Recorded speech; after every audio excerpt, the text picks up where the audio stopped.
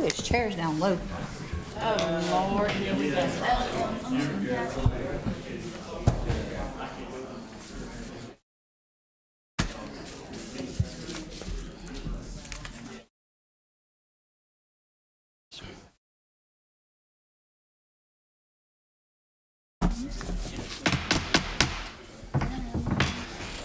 Yes. All right, all right, all right, all right. This is an official meeting of the Livingston Parish Council, today being June the 22nd, 2023, the year of our Lord. It's 6 o'clock p.m. and all notices have been sent out, so this meeting will come to order. And let's, first item of business to call to order is the invocation. Mr. Scooter has it tonight, but he had to run pick up someone whose truck broke down. So he asked Mr. Harmon, if I'm correct, would you lead us in a prayer, Mr. Harmon, and then.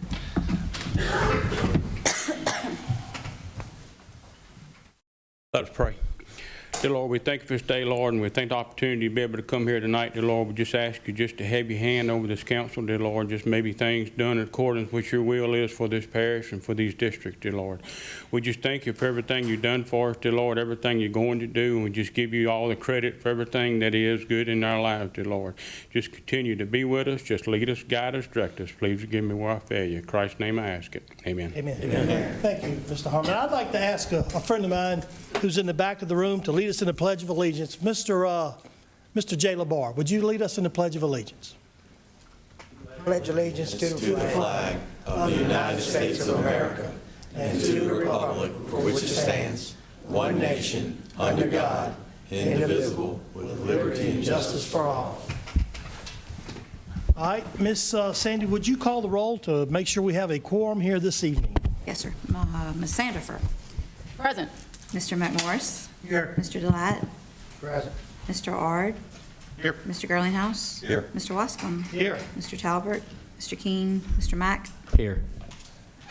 Council members, you might want to press your iPad to make sure on the roll calls that we're here. Also, let everyone know, just check your cell phones to make sure we don't get a whole bunch of interruptions tonight, because I've got a lot of pressure on me from friends, family, council members to try to get through this meeting as quick as we can because of an LSU baseball game. So help me out. And if anybody has an update on score and you want to stand up and holler, that's fine, okay? Just let you know. That's the only time you can speak out of turn. Let's see, public input. So also, if you raise your hand, you don't have, other than the LSU game, you have to raise your hand. So, and you will be called upon to speak. So let you know that. Item presentations, the first thing I'd like to let y'all know is item A and B is going to be pulled, I believe, for Mr. Steve, and Mr. Steven will not be here this evening. But the first item on the presentations is addendum item A3. This is Mr. Mark Harrell. He had called me, and I'd like to get Mr. Harrell to come to the podium and tell us a little bit about what your great plans are for this great parish, Mr. Harrell. Well, I'm asking y'all tonight to support me with a resolution between Livingston Parish and I think 6 or 7 other parishes. We would like to file suit against the state of Louisiana, OCD, and the LWI? The Watershed Initiative. And we don't feel that it's going fairly. The 10 heaviest impacted parishes should get 50% of the funding. That has not happened. And the scoring process changes. A lot of us feel that it's being manipulated. So I can say that I think all but one parish that's in the Region 9, which is the Ament River Basin, are wanting to file suit. And I'm asking for a resolution tonight supporting that. Make that motion. All right, I got a motion by Mr. Ard. Second. And a second by Mr. Shane Mack. And I'd like to, real quick, how much money are we talking about, Mark? I mean, it was over $1 billion. So that's a major so impact for the parish. That could be a lot to benefit this parish. You know, we just submitted another application for $100 million to dredge the sediment from Port Vincent to the lake. And it's like they don't think it's going to be a positive impact. I disagree with that. A couple of studies have showed that it could reduce it by 6 inches, and that was only a partial study. So, Well, I'd like to be glad, I'm glad that you're the one leading this charge. So we have a motion and a second. Is there any discussion? Yes. Go ahead, Mr. Blatt.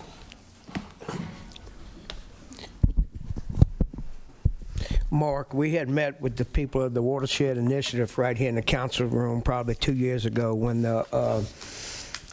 we had that citizen drainage group. They were specific in saying without a drainage plan, you didn't have a shot. Do we have a drainage plan, a parish-wide drainage plan? no, sir, but that's not required.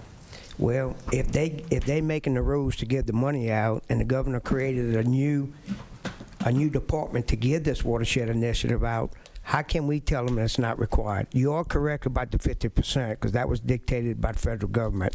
Correct. But the state is going to say how they're going to distribute that money. And if they put up a set of rules and we don't abide by those rules, how do we expect to get that money? Lawson. That's just, they would like to see a drainage plan. Most parishes, most municipalities don't have it, some do. But I can promise you, that's not a dictating factor in this. I understand it is a best-case scenario, but it's not 100% necessary. You know, when they spoke for us, they said they wanted a parish-wide drainage plan. They didn't want to see 12 drainage plans. They wanted a parish-wide drainage plan. They said, because I was here, that plan was going to be scored in conjunction with all the other plans that was being up there, and whoever's plan helped the most people was how they was going to dictate that money went. I can understand them not wanting to give us money from the project that you're trying to submit right now. We've been saying this from day one, guys. You have to start from the bottom and work your way up. All you're doing is getting water to rush faster to a spot so it can back up to Walker. That's all we're doing. Without a drainage plan, we're not even trying to do anything. We're just trying to react instead of being proactive to find out where without a plan, how can we tell them we're going to help 25,000 people or we're going to help 100,000 people? I know if we started from the bottom, we'd help East Baton Rouge, Ascension, and Livingston, everyone in these parishes, because that's where the sediment built up is. It's about that deep. That's where it's hitting a wall and bouncing back. As simple as that. How hard, I've been told by the people who's running the Initiative Watershed Program, a drainage plan is not a complicated thing. They say all these information is available, and the state has information, engineers has information. Why is it so hard to get a drainage plan as water knows no boundaries? Why can't we get a drainage plan so we can ensure that we're abiding by the rules and the people can get their share of the money that's coming here? I'm in favor of the lawsuit, don't get me wrong. But we're beating ourselves up on the head. I mean, taking our head and banging it on a brick wall if we don't follow the rules that they set, that the governor's office sets. All right, we have a motion and a second. Any more discussion from the audience or up? Mr., you had something, Shane? You want to discuss? I just want to say I agree that Livingston Parish does need a master gravity drainage plan. It's to my understanding, though, after talking to Mark, following this lawsuit is about Livingston Parish currently not qualifying for the amount of funds that we deserve, and we're going to fight that, and we're going to be able to receive the amount of funds that we do deserve if we win this case. It's more than just a parish drainage plan. Right. We have to show that it benefits the region. Correct. So, but they're sending out funds for, let's just say they just funded the Capitol Lakes. How is that regional? Show me how that's regional. It is all over the state like that, but the 10 heaviest impacted parishes that it was dictated that they would get 50% of the funding, it's not happening in any parish. Now, we were part of Region 7, you know, and everybody else was in other regions. We formed Region 9, which is the Ament River Basin. So ARBC is the steering committee for that. We were told to send projects in, one main project per parish. let's say 60 days ago, maybe 90, we all submitted it, supported by ARBC. We're just not getting anywhere.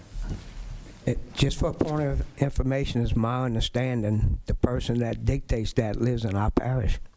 She is on the watershed initiative. That's not how it's set up. I mean, I agree that it may be happening, but that's not how the action plan that HUD approved is set up. Let's go ahead and call for the vote. Just one more question. Go Do we ahead. have a limit on a lawsuit amount? Expenses. How much will that? You got that? Can I speak to that? Mr. Moody. You know, we're in discussion with several other parishes about joining together, and they've asked us to join with them. We've been had a conference today with the Ascension Parish attorney. They would like us to work with us, and the idea is that we'd have 3 or 4 parishes, And cities and municipalities. perhaps so, yeah. We have 6 parishes right now. Yeah, we think we have 6, and so that would be a fraction then if we all use the same lawyers and combine our efforts. And I don't know, it's not going to be a long, protracted lawsuit. It's a simple question. Do they have to follow the federal law, which they haven't so far?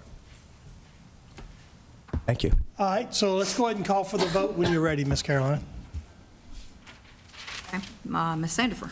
Yes. Mr. McMorris? Yes. Mr. Delat? Yes. Mr. Ard? Yes. Mr. Girlinghouse? Yes. Mr. Wascom? Yes. Mr. Talbert? Yes. Mr. King? Yes. Mr. Mack? Yes. Motion carries. Mr. Harold, thank you so much. Thank you, Mr. Moore. I'll keep you updated. Please do. Can I cover one more little thing? I wish If you it's all would. right. Lodge Stafford Bridge. Amen. Oh, And I saw Mr. Delat at the last meeting when I said something about it. I think he looked at you and said that would be a blessing or great for the people. FEMA has agreed to give us the temporary bridge. So I followed their protocol. Give me 3 options. Went to DOTD, they no longer do temporary bridges. That was option 1. We found one up in the north part of the country. We can get it here for about $3.7 million. And the guard came out yesterday and assessed it. They have a project that they did, and they still have a bridge in Marrero. And they're supposed to have me a cost tonight. I'm meeting with FEMA again tomorrow. I think we're going to be able to move forward with a temporary bridge fairly quickly. it's good news. Good news. Mr. Moore, Yes, sir. Go ahead, Randy. is it possible to do something temporary with the material that's here that we have on hand, and maybe limit the bridge to only cars or through traffic or whatever, so they don't have to wait? Yes, we can. However, the first thing that happens when we say that, it must go through the full EHP procedure, and that's why we have to just set I a bridge understand. on top. It's I unreal. understand. Mr. McMorris, did you have a question? Yes, I want to cover one more thing with Mark, if that's okay with you guys. That's fine. So the Emmett River, Blind River clean out, we're going to be doing the erosion project. To my knowledge, it was supposed to start on the 22nd. They're traveling from Homa. Is that They are. correct right now? So Yeah, they're barging everything from Homa, and they've had some difficulty, so they say next week they should be digging. We changed the way we were going to do it. We were going to pump it, then we could have pipelines all out. So we've decided now to do it by Traco on a barge. Then they're going to load it on another barge, take it around and pump it in onto the parish property, so we won't have all the pipelines hanging around. Question for Mark on the same thing. Mark, do you, is it going to change any, the lengths, the depths, the No, widths? sir. Okay. The only thing it would do, I think, it's the same thing. We'll still have to survey it afterwards and make sure everything's done, but everything's the same, permits the same. We should be good. One of the problems the fishermen had, and we had told them that technology of dredging has improved so much, it wasn't going to have the water too muddy. Without pumping, is that going to increase any turbulence? So we don't know that. We don't know. Okay, thank you. Yeah. Mr. Harold, before you leave, I think we've all voted on that, correct? We're done with that? I'd like to jump down to item 14. It's a specific thing, if that's okay, Ms. Sandy, can y'all do that for me? And Caroline, can you do that? Yep. Okay, item 14, I want to read it by title. This is to acquire movable property for the parish of Livingston pursuant to a hazard mitigation grant program, project number FEMA 4277DR. At Louisiana 0131. This is in Ms. Sandifer's district. It's 8995 Cedar Springs. That's for the It's an acquisition, yes, sir. We'll Yeah. demo the home and turn it to green space. And I think she just wanted you to, we'll pick this item up while you're here. So would you I read just that by wanted to title? vote on it while you were here. Oh, okay. Can you read that by title, Ms. Sandy? Yeah, you just did. Yeah. Oh, okay. Efficient. So is there a motion to, Second. well, first of all, I'd like to open a public hearing. Is there anyone here to speak for or against this specific item? None being, I'll close the public hearing. So we got a motion by Mr. Girlinghouse and a second by Ms. Sandifer. Any more discussion from the council? None being, go ahead and call for the vote. I tell you what, all in favor say aye. Aye. Any opposed? That motion carries. Mark, thank you so Yeah. much. Appreciate it. All right, let's go back up to item 8, or 7C, Master Plan Review Committee Report and Update. Mr. Gerald Burns, is he, yeah, he's here. They got us mixed up on that one. Yeah, I did so. That's okay. Gerald McMorris. Sorry, two Geralds. We You're okay, a good guy, Gerald. I want to thank you for giving me the opportunity to come up and speak to the council tonight. My name is Gerald Burns. I'm the chairman of the Livingston Parish Master Plan Review Committee. Since we last come up here on our Exhibit A, that you should have a copy of it, in all of our hearings in the Planning Commission and the Parish Council, many people from Forest Club Road come up and they spoke that the traffic was so bad on Forest Club Road going back, especially to Florida, and they had major concerns. So we looked at that, and I went out myself personally and looked at it 2 or 3 weeks ago, and kind of stood at the corner in my truck, really. At the corner of Forest Club Road in Florida and watched 30 minutes of cycles. People would come north from Forest Club Road and Rushing Road. What stood out to me was, and counting the vehicles going, 93% of them was going west on Florida Boulevard. And the traffic signals allowed about 33 to 35 vehicles per cycle. But when I left there, I went south to the interstate, and sure enough, traffic had backed up right at a mile all the way to the interchange, to the interstate, and Rushing Road too. So I wrote a white paper. I think I give y'all a copy on that, and I guess and kind of explain to you why we need a new interchange at Forest Club Road on the west side. We're pushing for a full interchange, but hey, if we get a half interchange, that's better than nothing, okay? Every meeting we go to with the Federal Highway people or the state, they say, oh, well, the Federal Highway Department doesn't allow any interchanges within a mile of another interchange. That's not true. And they don't allow half interchanges. That's not true. I searched from Jacksonville, Florida to California on I-10, and there are hundreds of half interchanges and other interchanges within a mile. So, but it has to be on the west side if we're lucky enough to get a new interchange. But what jumped out at me in the white paper was that zip code 70706 and 7026. The population, according to the latest census report for 2023, the updated version is we're at 148,000 people in this parish. And if you add those two together, just in those zip codes on the western part of the side of the parish, it's 74,000. So that's half the people in Livingston Parish live on the extreme side of Livingston Parish. And the majority of them use the I-12 Range Avenue interchange going westbound, most of them going eastbound. So we've got a real problem there. So this new interchange surely will help, but also we're pushing for widened 4H Club Road from I-12 to Florida Boulevard to 4 lanes. They got a real problem in the city there. The DOTD right-of-way is only 40 feet wide. You need 120 feet to widen State Road. So also we're pushing for a new 4-lane roundabout at Florida and 4H.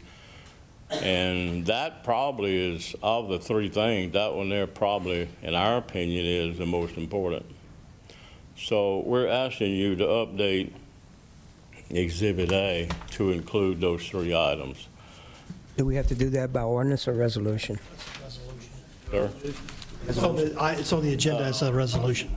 And the other sheet that you have a copy of is, we've done a tally on how much money all these projects would cost. We're now up to $353 million, and that's only the economic corridor. But there's other roads in this parish that we really need, and we need to widen Highway 16 from the red light in Watson to at least the Oak Hill subdivision. That's about 3 miles.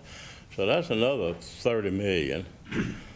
But it's not on here because it's not an economic corridor. But, you know, as you know, there's no funding for state roads in this parish for matching funding funds.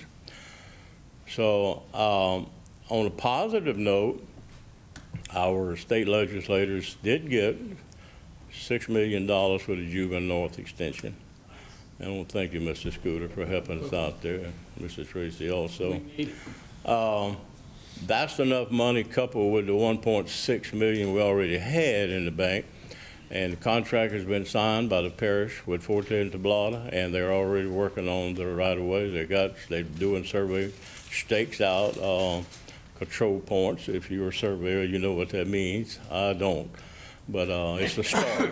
It's a start. So that's a positive thing. And I do want to thank our state legislators for getting that money. So, hey, we're getting there. Thank you, Mr. slowly. Gerald. I thank y'all so much. Well, we have a motion by Mr. King for a resolution, and can you tap second on your, okay, second by Mr. Jeff Ard. Is there any discussion? None being, let's, all in favor say yay. Yay. Any opposed? Motion carries. Thank you, Mr. Gerald, for that update. Item 8, we're going to hold off on those, Sandy, for the minutes. Am I correct? All right. Item 9, address and explain new voter registration card mail-outs. This was Mr. McMorris that placed this on the agenda. Do you want to talk about this, Gerald, or? Yeah, so I invited Jared Andrews tonight. Is he here? So we had a card sent out this past week, if you received one. I'm still showing District 6 that it's going to be changing here, but everybody in our communities and communities around Maurepas, French Settlement, we all confused when the new ones are coming out to let them know you are moving to District 8 or District 9, 10, wherever you come from. So Jerry, I'm going to turn it over to you, please. Yes, sir. So we have a lot going on with redistricting. We're in the middle of our canvas, so we have a lot of information going out to voters. The way reapportionment works is we have to do it in stages. So we started with our Senate and Rep districts. Then we moved on to council. All changes have been made. So if you were to look on the Go Vote app, I pulled yours up just a minute ago, Mr. McMorris, just to verify. You are in 8. The cards just haven't made it to the voters yet. And unfortunately, some voters are getting multiple cards because they had multiple changes. If you get calls, the latest card they have is going to be the most current. The council change was done on June 1st. The cards are generated at an off-site location, so they have to print the cards, get them out. So it should be it'd be next week. By the end of next week, if they still haven't received a card, call us. We can order a new one. But all the changes have been made. To my knowledge, they're correct. But, just tell them to be patient with us. We've got them where they need to go. We're just trying to get them the information to tell them that it's done. But the good thing is none of their polling locations changed. So they would still go vote in the same place. They would just now be in District 8 instead of District 6. You good with that, Mr. McMorris? Yeah, that's what we wanted to hear for sure, right Well, there. we're I mean, fixing that's a to- big one. Yeah. The next item on the agenda. I got a question. Oh, okay, go ahead, Ms. King. So if you didn't have any changes, are they sending cards? No, Only if the you- ones if with you- changes? if you did Okay. not have a So don't look for change- one if you hadn't. Right. Okay. Right, and I think the biggest issue was we had to do it in 2 different stages, and it automatically generates cards even during the first stage. So those people are going to get consecutive cards showing both of those We changes. got some answers for them now. That's what we needed. Okay. All right, But one of the biggest things is use the GoVote app or the GoVote website. They can pull themselves up, they can see all their districts, they can see their polling location, sample ballots, I mean, the whole 9 yards. It's a good thing. okay, well, there's really no action, that was just information, I That's right, believe. information But only. the next item, well, there will be action, it's kind of along the same lines. In 2016, we got flooded in Denham Springs, a lot of our precincts got moved. Denham Springs Elementary was destroyed and now it demolished, so now they've just finished the new elementary, and so we need a resolution to move precincts 26, 26A, 26B, and 26C from Denham Springs Freshman High School cafeteria to its former location, the Denham Springs Elementary. Correct. So I got a motion by Mr. Girlinghouse, I believe. Is there a second on the council for that? Second. Resolutions, press the button. You don't want with a button. What's that? You don't want with a button. Okay, we got a second by Mr. Scooter King. Yeah, that's fine. All in favor, say aye. Aye. That motion, I believe, is going to carry. Yep. All right. Jared, thank you so much. Now, these voters, once we make this change, all of those voters will receive a new card also that will tell them that they're moving from the freshman school to the elementary. Their precincts will stay the same, but it'll just give them the new location, Yes. Which is the old location. which is the old location. Yes. Nothing confusing about that. That's right. Well, and I don't, after the flood, I don't think ever moving back to Denham Springs Elementary was even in our train of thought. The freshman school we ran into some problems this year with a parade. And when they have it blocked off for the parade, they have Yellow Jacket Drive and Range Avenue, and we were having issues with access. So Right. I feel like it's a better location to be back. It is. It's elementary more school. downtown Denham Springs. It's right there at the heart of the city, so. All right. Jared, thank you so much. All right, thank y'all. Next item is Parish President's Report. Layton said he didn't have anything, but is Sam here? No, he asked me to handle that. Okay. Adopt a resolution for the authorization and approval of Livingston Gas and Utility to locate the proposed gas main along the slope of the existing ditch farthest from the edge of road within the parish Livingston right-of-way. This is on Taylor Road for continued upgrades to the utility system. You know about this, Randy? Yes. This is something we normally do, but he wanted to put in the resolution that they would be responsible for all costs associated with any damages or any movement, and I'll make that motion. I'll second. All right, we got a motion by Mr. Delat, a second by Mr. King. Any discussion? None being, all in favor, say aye. Aye. Any opposed? That motion carries. All right. What's that? All right, item 13, this is public hearing and adoption of ordinance LP 23-20. You want to read this one by title, Miss Sandy? Yeah, it's in full in your packet. It's quite a Okay. few pages. And this was, yeah, let's go ahead and read it by title first. This is an ordinance it's proposed ordinance 23-20, an ordinance to rescind and reenact Chapter 117 zoning of the Code of Ordinances in and for the parish of Livingston to amend the chapter in its entirety. All right, I'll hereby open a public hearing. Is anyone here to speak for or against this particular ordinance? While the public hearing is open, Shane, do you want to just talk about this real quick? Yeah, real quick. So this is more about the classifications and the uses within those classifications. Okay, when we originally adopted this ordinance, we knew that it needed to be clarified, some modifications need to be made, it needed to be more consistent within some of the classifications. We also knew, and it was written into the old ordinance, that some of the uses needed to be defined. And so the ordinance committee went and worked 2 or 3 ordinance meetings to make those changes, make those modifications.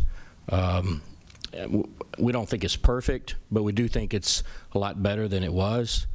And so we introduced this a couple of meetings ago, and tonight is the public hearing, and I'd like to see this adopted.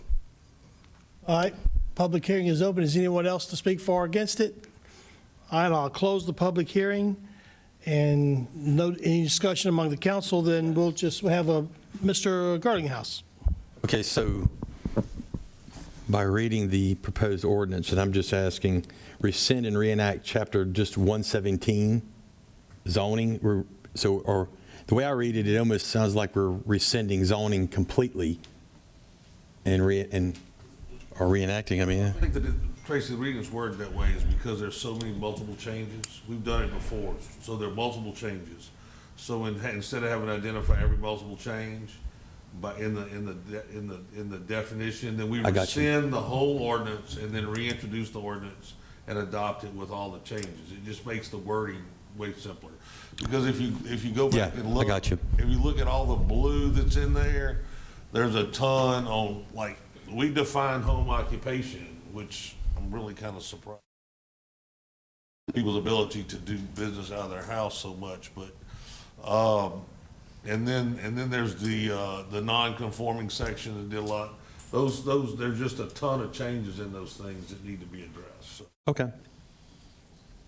And I don't think it really limits it as much as it defines it, any occupation, business, or commercial enterprise. It sure puts a list of prohibitions on it if I read this properly. Yeah, well. Well, my question was just the way, if you read just that by itself, it seems like it's a lot. The word rescind. Yeah. I understand. I understand. And I think we got a lot of eyes on that right now, so I don't think we're going to be rescinding. Say we're being a little Restate premature. that, then. What's that? Restate it. Don't use that word. I don't like that word. Well, that's what you're doing. You're rescinding and reenacting. So it's just, otherwise you got to list all the changes in the definition. That's why it's a rescind and reenact. At the same time. I wanted to say a couple of things. You know, I was reading through that home occupation definition. It is a little more restrictive than I originally intended it to be when it comes to people having businesses operated out of their home. We can go ahead and adopt this tonight, but we can also introduce more changes in the future to make that less restrictive. I mean, I'd like to see people in my area still be able to have, in the rural areas, and we might have to just go with a reclassification, be able to operate dirt businesses out of their house. You know, they just park a dump truck or backhoe in their yard and then, you know, operate the business, actually functioning business out of their house. I don't see where that's a problem, but to just address what Gary was saying, we can go back and take another look at that, even though after we adopt it tonight, and make modifications in the future if we needed to. I mean, you want to just wait and fix it first, and so we're not restricting people's right now? We can. You know, I don't mind waiting to get it right. I don't mind. I don't. I mean, the home occupation deal is pretty restrictive in some of the areas. It is. I think if we adopt it, I mean, I can't vote for it with the home occupation set up the way it is. So if you want to loosen it up by deferring it, I would be much more I'd be interested in it. Yeah, a lot of 90-something% of this is drastically needed moving forward with zoning in Livingston Parish, but I got to agree with him on that. We're going to have to wait. Yeah, let's wait on it. Yeah, can we like, I don't know what we're going to do, amend it and then defer the adoption, or I mean defer the public hearing to the next meeting, or do we need to start all over with an introduction? Fix what you want to do and then just reintroduce it. Because We can do that. It's I don't no hurry. mind. It's the simplest deal without having to amend and reintroduce and then adopt as amended, all the other crud that goes. We can do along. that. We can just reintroduce it. I ain't no big hurry. I just wanted to fix some of these major problems that need to be addressed. All right, item 13 is pulled. Item 14 was already taken care of. Item 15, the introduction of ordinance. It's not ready. Pardon? We pull that one? got to seek outside counsel to help us on All right. how to word it for the election. Thank you, So it's Mr. not Talbot. Thank you so much. Item 15 is pulled. Item 16 is an introduction of ordinance, amend section 125-37, requirements for minor subdivisions, amending the width requirements of servitudes where there is a re-subdivide of property. This was Mr. Ard, I believe, had put this on the agenda. This is, I think, when you He want to go to... suggested I can talk about it. I can talk about it. What's that? Unless, you want me to talk about it? Yeah. Okay. So when we rescinded and reenacted our development ordinance, one of the changes we made to minor resubs, used to, you could have a 40-foot width servitude if you had 4 lots or less on the servitude. You didn't need a 60-foot. Well, we made it, we changed it so that it could, you required to have a 60-foot servitude period at the end moving forward unless you get a waiver. Well, since then, we've been given a lot of waivers for the 40-foot servitudes because people are subdividing property. They only have 2 lots on a servitude, and we're requiring them to have a 60-foot servitude, and they're giving up a lot of their property that they can't use. So we want to go get it right. Jeff brought it up. We want to make this it's in there, it's written in there. I don't have it in front of me. I'd have to flip through this. But basically, if it's 4 lots or less, you're going to be able to have a 40-foot servitude. I second Mr. Ard's motion. Yeah. Had a motion, is there a motion? I can make it, or Jeff can make it. Motion by Mr. Jeff Ard and second by Mr. Delat. Real quick, this went through the ordinance committee, and I don't think it passed the ordinance committee, did it? I think it did. Because I remember Maybe we didn't speaking, vote. and I'm going to tell you why I voted against it in the ordinance committee. And I'm going to vote against it tonight, and I'm going to just give you my reason.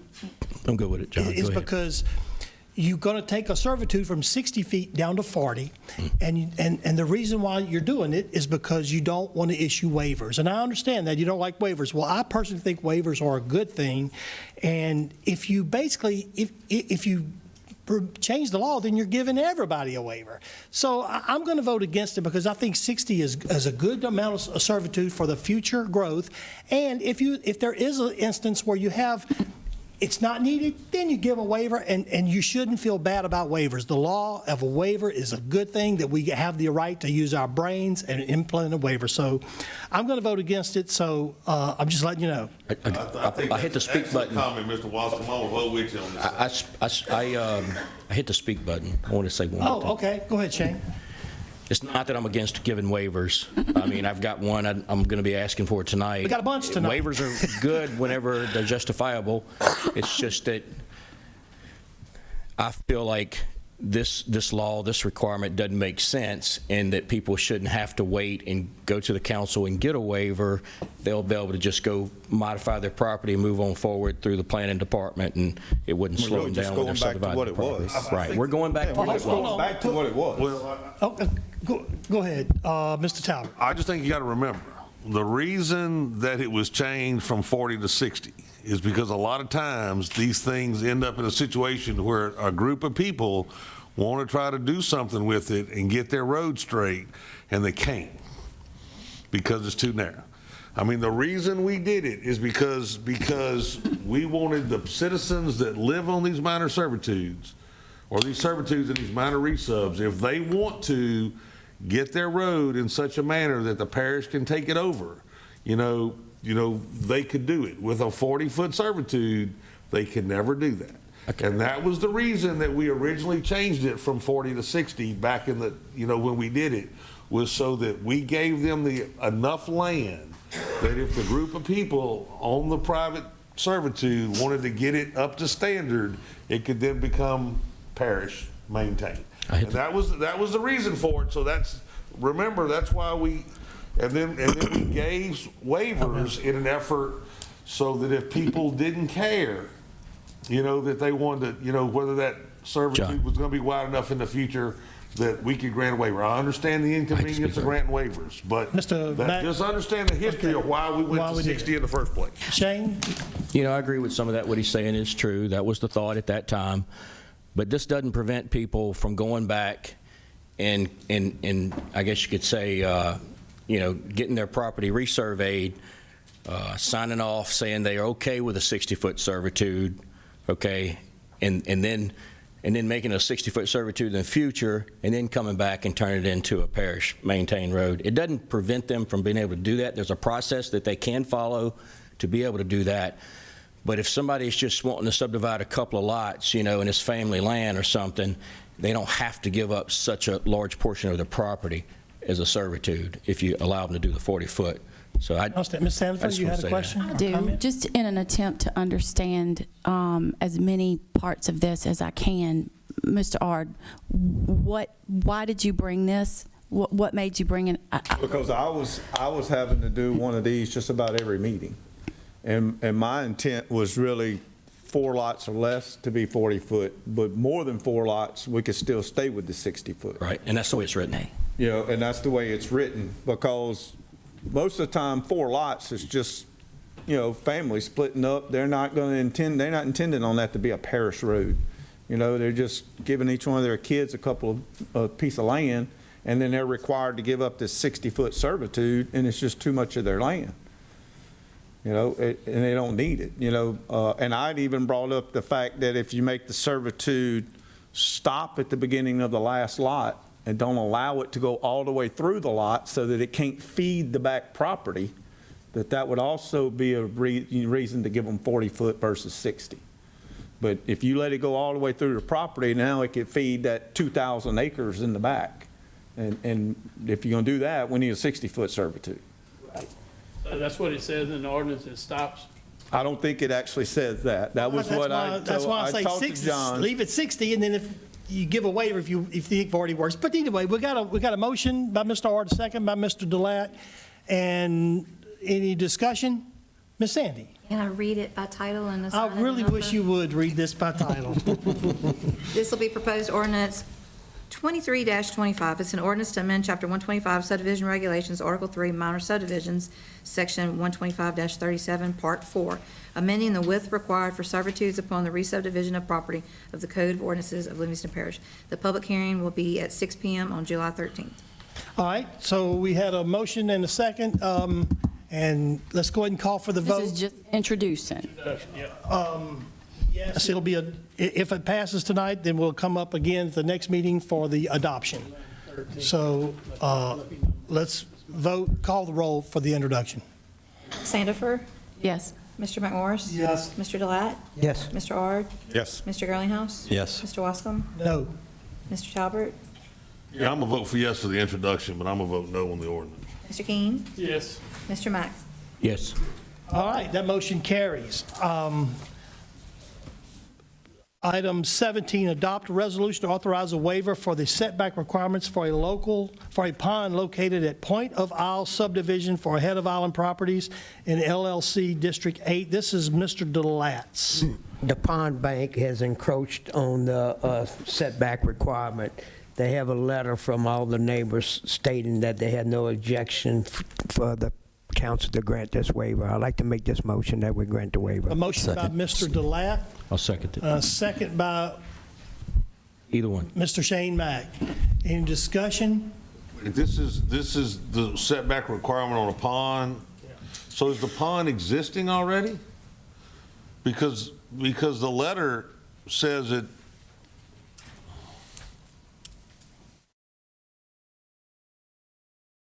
Yeah, these are probably implemented for storage. We're going to let Mr. LeBar come up.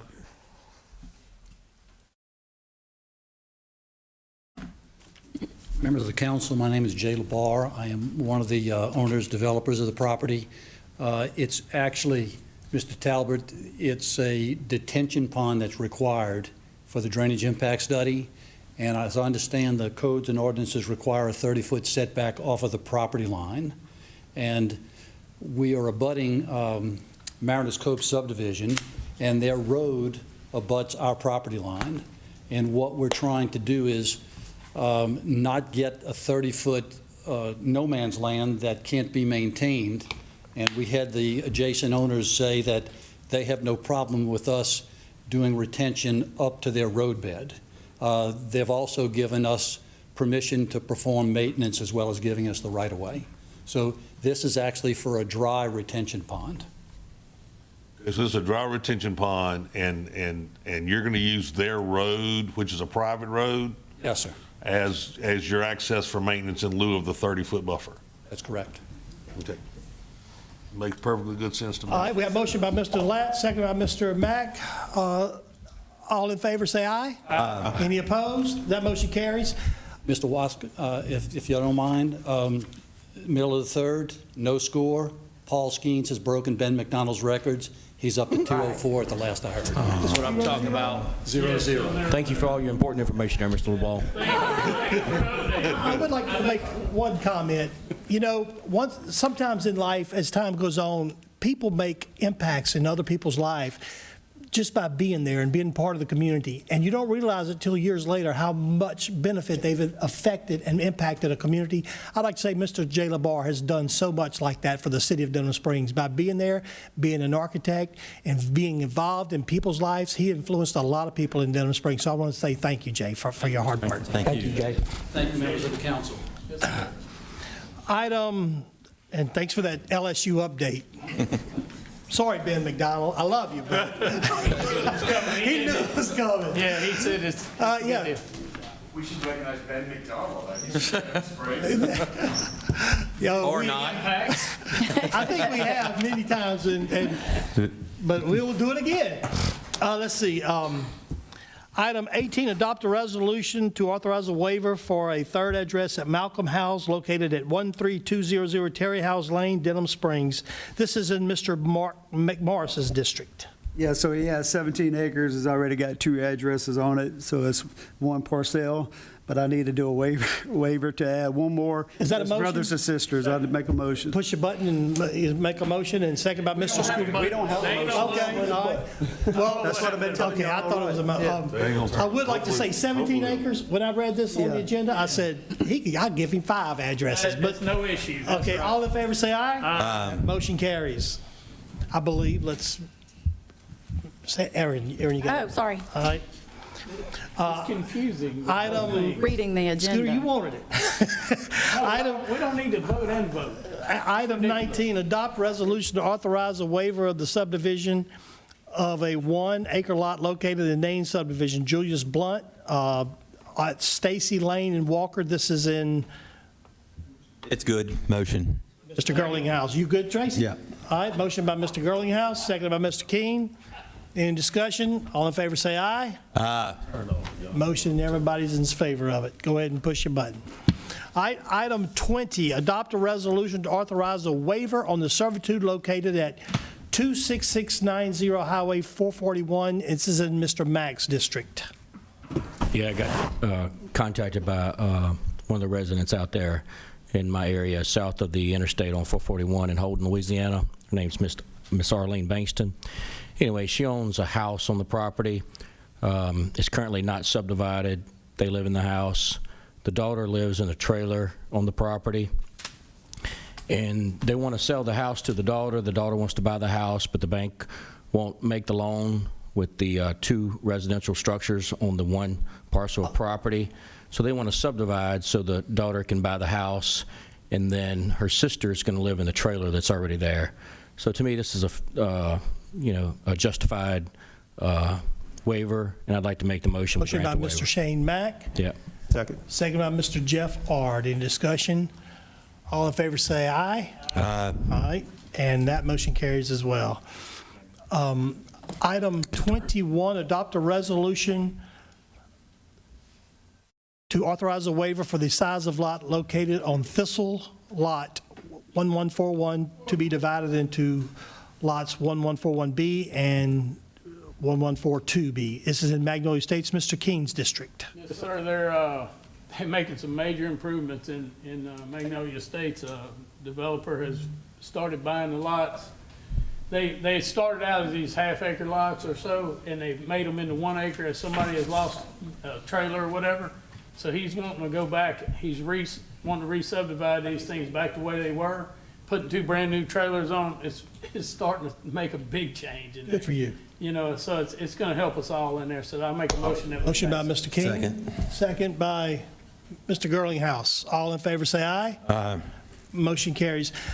Since we're on waivers, let's take up item A4 on the addendum. I believe this is for an authorization of a waiver for property belonging to Ramona James located in section 46 of St. Helena, Greensburg Land District. This is in Mr. Talbert's district. So currently, this is the old Addison family tract. There are currently 3 10-acre lots, and there are 2 sisters, and in an effort to resolve and resolve the estate,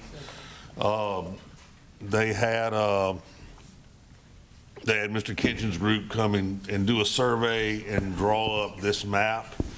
And as you notice, there are now, those 3 lots have become, 13?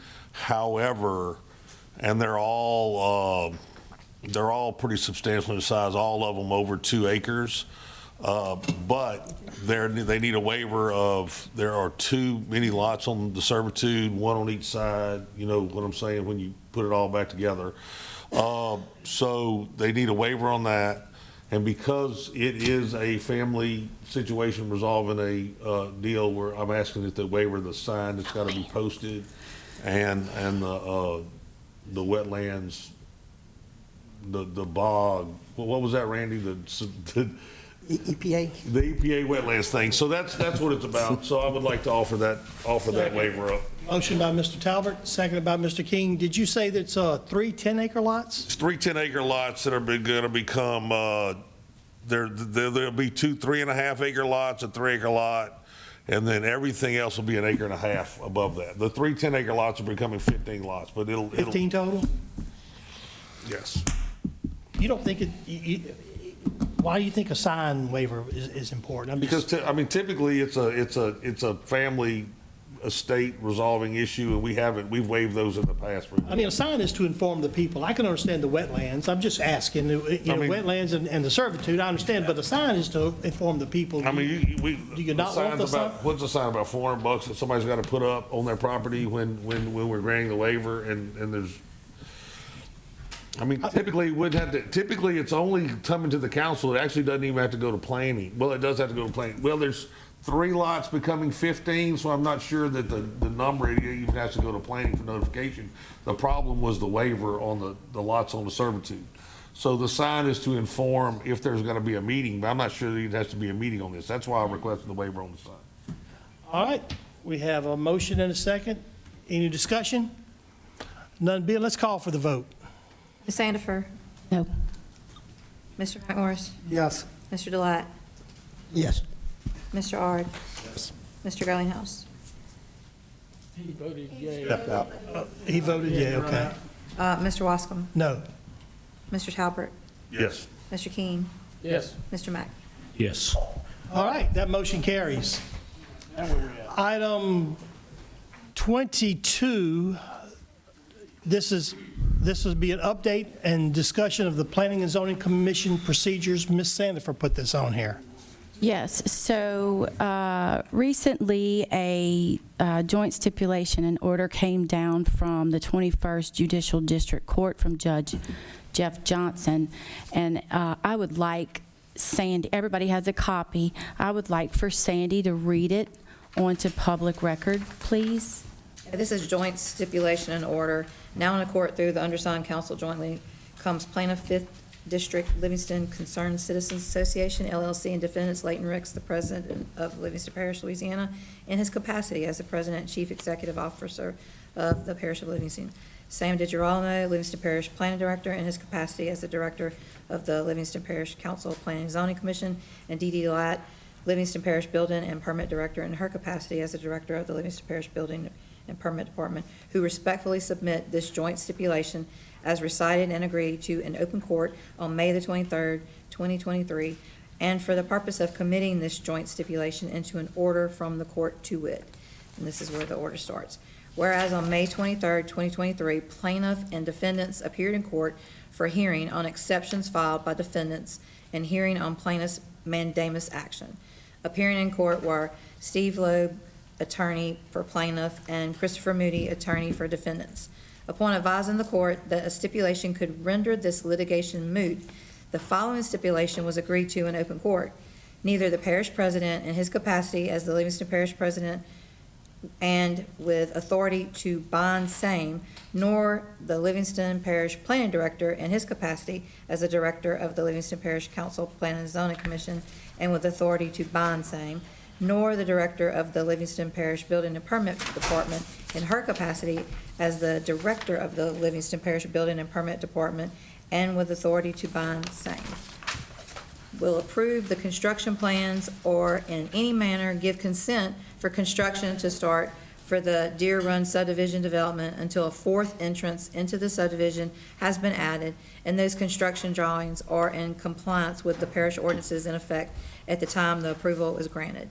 The parties hereby accept the above as their solemn and joint stipulation, and defendants and those under their charge shall abide by this stipulation by taking no action that may be considered as an approval, consent, or permission of any kind which may enable construction of any aspect of the Deer Run subdivision to proceed, unless a plat and construction drawings are submitted to and approved by the parish president in his capacity as the Livingston Parish President and with authority to bond same, or the Livingston Parish Planning Director in his capacity as the Director of the Livingston Parish Council Planning and Zoning Commission and with authority to bond same, which comply with the Livingston Parish ordinances in existence at the time approval is granted by the parish president in his capacity as the Livingston Parish President and with authority to bond same, or the Livingston Parish Planning Director in his capacity as the Director of the Livingston Parish Council Planning and Zoning Commission and with authority to bond same. The parties further agree that by the execution of this stipulation and entry of this stipulation as an order of the court, this litigation shall be dismissed without precedent as moot. This is jointly submitted and agreed by Christopher Moody and Mr. Steve Loeb.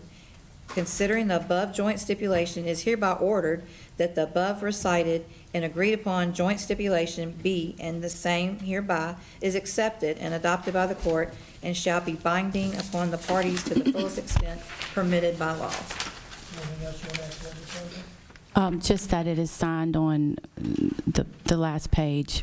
That's done and signed in Livingston, Louisiana on the 14th day of June 2023, signed by Judge Jeffrey Johnson, Division A. Thank you, All right, Sandy. item 23. I'm not ready. I still have some more stuff to say. That's okay, that's okay. I just wanted that read on public record so all can hear in Livingston Parish. It's a pretty important ruling that came out. I also want to talk about, and I'm going somewhere with this, with the Planning and Zoning Commission. There is a case, Bogan v. Scott Harris, that happened in the U.S. Supreme Court, and that was over legislative immunity.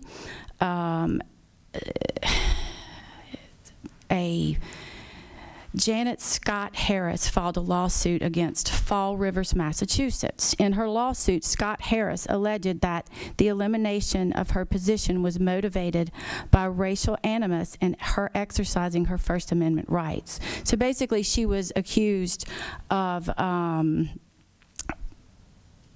she fired someone, and she was accused of racism, and that's not what it was. The great U.S. Supreme Court Justice Clarence Thomas wrote an opinion on that, and whether an act is legislative is determined by the nature of the act itself, rather than on the motive or, and here's the key words, intent of the official performing it. So I say that to point out the legislative immunity for our council, and no, local legislators are entitled to the same absolute immunity from civil liability as our federal, state, and regional legislators. On April 26, our parish president, Leighton Ricks, told the Advocate that council members can be sued individually. And so I ask you, Mr. Moody, have you advised him on the Bogan Scott Harris case and on absolute legislative immunity for us? Yes, ma'am. I've sent him the same memo I sent to you, and I've sent him the motions we filed to get you all dismissed from the case in your personal capacity, Well, I pleading that same immunity. This was on April 26th, and we weren't told of legislative immunity by you initially. So I want to clarify That's that. not total and absolute, and I made that clear, too. There are instances where you can be exposed for personal liability. If you step outside your authority as the legislative, and you start pursuing personal interests, and/or you're found to be arbitrary and capricious. Okay, so I have another question for you. Does the Planning and Zoning Commission have legislative immunity?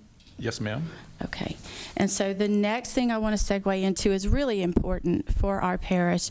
The Capital Region Planning Commission puts on a training session for commission members and others that are involved in this area of planning within a parish, and they are having a workshop on Saturday, June 24th.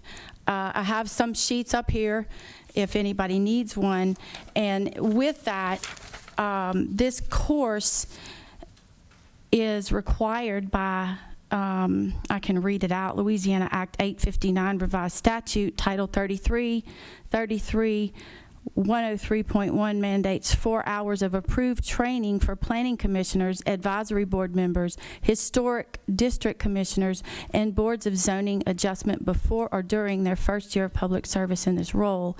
And they do ask that you keep this up every couple of years. And there is a part 2 for this training in September. So I think it's important to mention that for our people so that we can all get this course. I've taken the course. It's a great course. I've invited the council, the Master Plan Committee, as well as the Planning Commission. I know the last class I was at, there were 4 Planning Commission members there, which was great. So I just wanted to mention that and give an update on the Planning and Zoning Commission. Thank you, John. Thank you, Ms. Sandifer. Let's see, that brings us to 23. All right, zoning reclassification. This is to request for rezoning of lots 12A and 13A at Riverscape at Clio. This is in Mr. Delat's district. Okay, it's unclassified. It's zoned as unclassified. I'm asking to zone it to R2 because they want to combine 2 lots together. And they're saying at planning that we have to reclassify it to combine 2 lots together. Motion by Mr. Delat, seconded by, I believe it was Mr. Scooter King. All right, any discussion? All in favor say yes. Yes. Yes. All right, and No, I need to change my vote. Hang on, can I change it? I hit the wrong button. Change your vote. change your vote. Oh, sorry, I never did that before. All right, Okay, thank all you. right. All right, let's see. Item 24, Livingston Parish Council staff appointment. I've been working with Sandy on, we've got a couple issues that we're picking up. First of all, we've already agreed as a council that we want to move forward with hiring employees. So Ms. Sandy was put item A on there because we're looking at hiring someone to fill the vacancy. She's got multiple interviews coming down, so y'all going to be hearing from us shortly within the next, I'd say the next meeting, no more than the next 2, on a recommendation for an employee. Also for a temporary employee, as Ms. Caroline is going to be taking a leave of absence in October. Second of all, I'd like to pick up addendum A2. This is a request that we found come down from, I think it was Jennifer or Melissa Williams. Melissa from Williams Human sent it to us that Resources. ARPA-funded temporary employees, which is how we initially hired Ms. Caroline, those funds will be terminated from ARPA, won't be paying those. So we'll need to transfer Ms. Caroline from ARPA funded to our general fund. So I'd like to adopt a resolution to assign the current deputy clerk position from a temporary Second. Motion by Mr. Ard, seconded by Mr. Mack. Any discussion? Mr. Chair, can we say that it's retroactive to June the 15th? And can we please make that retroactive to June 15th? Yeah. All right. All right, Mr. Talbot. Yes. So I have a concern about item 24. being is that we are converting the employee that was paid through ARPA funds to now be paid with budgeted funds, I'm not sure we've got money in the budget for another employee. Well, I appreciate that, but let's let the council decide that, because, we've always had that money. I mean, we've always had employees there, and so let's let the council make that decision.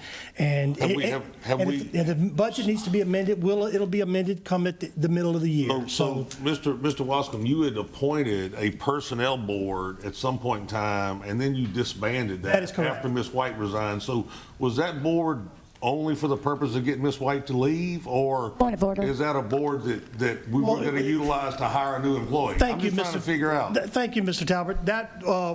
That was a recommendation by the parish attorney to do that, but that's out of order, so we're not going to talk about that. Why is it out of order, Mr. Hall? Because that's not what we're talking about right now. We're talking about hiring. No, we're talking about transferring Miss Caroline. I asked to request to speak when you were talking. You're not going to talk. That's Let me it. tell you something. You were out of order when you stuck your hand up my daughter's shirt. So let's. You can't be saying that. You need to leave the meeting. You need to leave the meeting. That's enough, Mr. I mean, we got. That's insulting to our council, Wait a second. Mr. Talbot.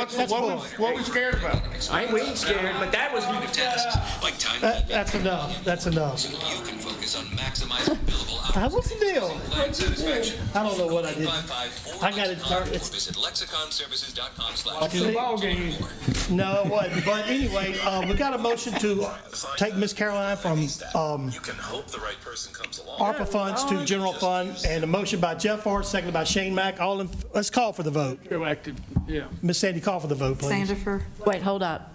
I don't know what I'm voting on. Okay, this is a motion to move Caroline from ARPA funds to make a permanent employee. Yes. Yes. Mr. McMorris, Yes. Mr. Delat, Yes. Mr. Ard, Yes. Mr. Garlinghouse, Yes. Mr. Wascom, Yes. Mr. Talbot, Yes. Mr. King. Yes. Mr. Mack. Yes. All right, you got your say in now. You did it publicly. Well, good for you. Let's see. 25, thank you, Caroline.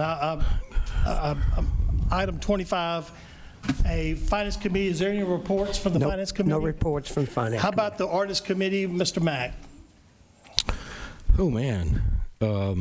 We talked about school impact fees for about an hour, and then we also talked about changing the servitude width on subdivisions, on minor resubs where you're going to have 4 lots or less on a servitude. That ordinance got introduced earlier, the servitude modification, the width of the servitude modification. We'll be voting on that at the next meeting. And then the school impact fee, let me give a little update on that. So the justification of the dollar amount for the school impact fee, received communication from Mr. Moody that we need to take another look at that justification, that I guess you could say that justification just might not hold up in court. So we turned that over to have Mr. Villavaso take a look at that and give us some advice on how to proceed with that school impact fee. So that's where it's at right now. It's kind of being reviewed, and based on his recommendation, we'll communicate further. I don't have any intention on having ordinance committee meeting this coming Tuesday, unless someone else has an ordinance that we feel like we need to work on. All right. District Attorney, Mr. Randy Delat has put 3 specific items, so I'm just going to, one is the pink tax exemption, one, just go ahead and tell them, Randy. Basically, there's 3 items on there. I just want to question item 1 and 3. 2, I feel it's okay.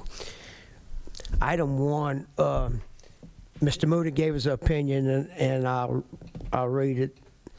It says on the pink tax exemption was authorized by state law, and you had the right to waive those items for that tax that you impose.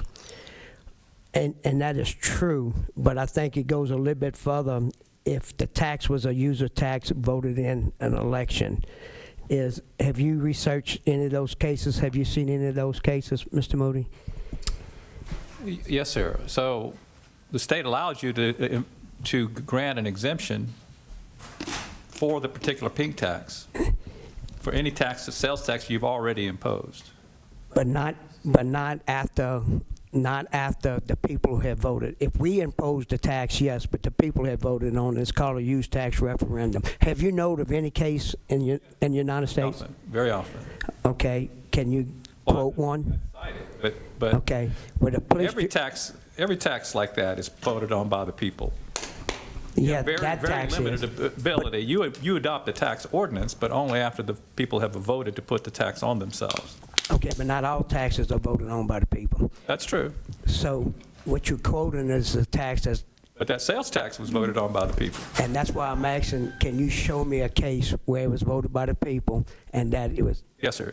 Dozens of exemptions have been passed by the legislature and others that exempt collection of sales tax. And that's correct.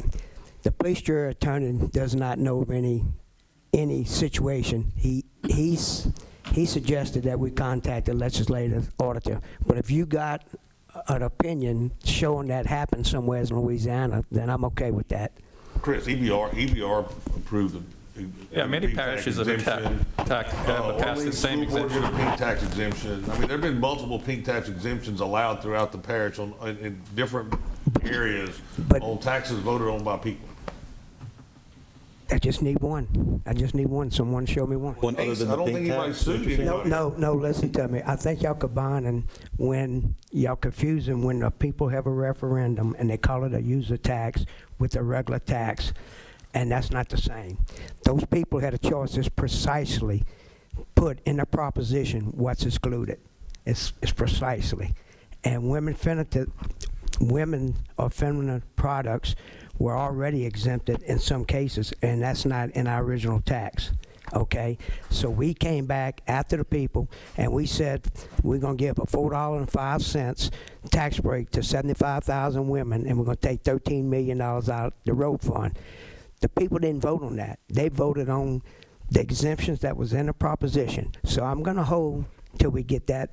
I won't go any further until we either contact the legislator or until someone show us an exemption of that happening. The third and final one, I'm okay with the answer on the third one. You said it's just going up to November.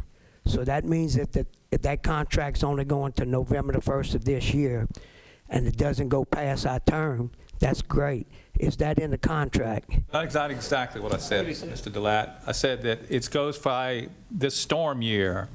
So the most likely use of that contract would end in November because there's not likely to be a storm after November. I guess it could be a flood or some other event that would trigger a cleanup, but you're exempt from this contract because it went through a bid process. So your charter does say that doesn't apply if it's a contract that's let out under the state public bid law. And that's correct. Can you tell me the difference between the state public and a service contract?